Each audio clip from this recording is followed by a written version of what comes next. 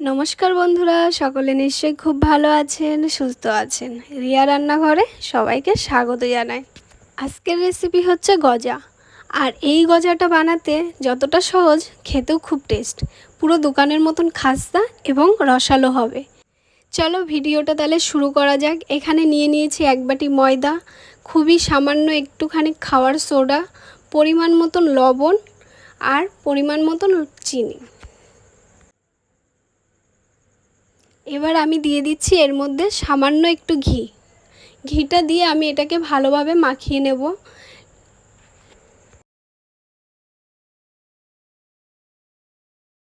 ভালোভাবে আমার সবটা মিক্স হয়ে গেছে। এখন আমি পরিমাণ মতন এখানে জল অ্যাড করছি।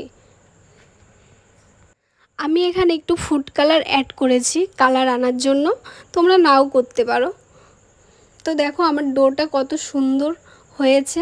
এটা আমি 10 মিনিটের জন্য রেস্টে দিয়েছিলাম। ডোটা বেশি শক্তও না বেশি নরমও না, একদম মিডিয়াম আছে। এটা আমি একটা রুটির মতন তৈরি করব। এটা তোমরা হাত দিয়েও করতে পারো এবং বেলুন দিয়ে করতে পারো। তো যে যেইভাবে করতে পারো সেইভাবেই করো। আমি হাত দিয়েই করছি। চলো কিভাবে লেয়ারগুলো তৈরি করি সেটাই তোমরা দেখতে থাকো।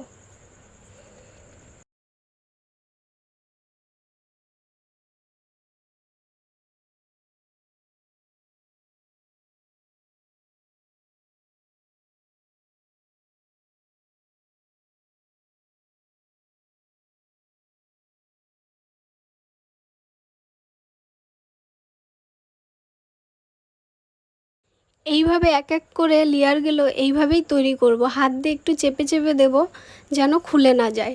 তো আস্তে আস্তে করে আমি এক এক করে সব এইভাবেই করে নেব। এখন আমি এটাকে গজার শেপ দিয়ে কাটবো।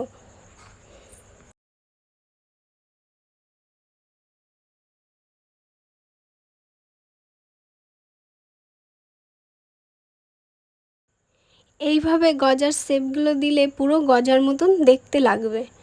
তো চলো কন্টিনিউ দেখতে থাকো ভিডিওটা। আর ভালো লাগলে অবশ্যই একটা লাইক করো। তো দেখো আমার গজার এদিকে শেপ দেওয়া হয়ে গেছে। এখন আমি কড়াইতে তেল দিয়ে দিচ্ছি। তেলটা একটু গরম হয়ে আসলেই আমি এক এক করে গজাগুলো ভেজে নেব। গজাটা হালকা আঁচে ভাজতে হবে, বেশি জোর দিয়ে ভাজলে গজাটা ভিতর দিয়ে কাঁচা কাঁচা থাকবে। গজাগুলো দেখো আমার কত সুন্দর ভাজা হয়েছে আর একটু লালচে লালচে হয়েছে। এখন আমি নামিয়ে নেব। এখানে আমি চিনির রস তৈরি করে নিচ্ছি।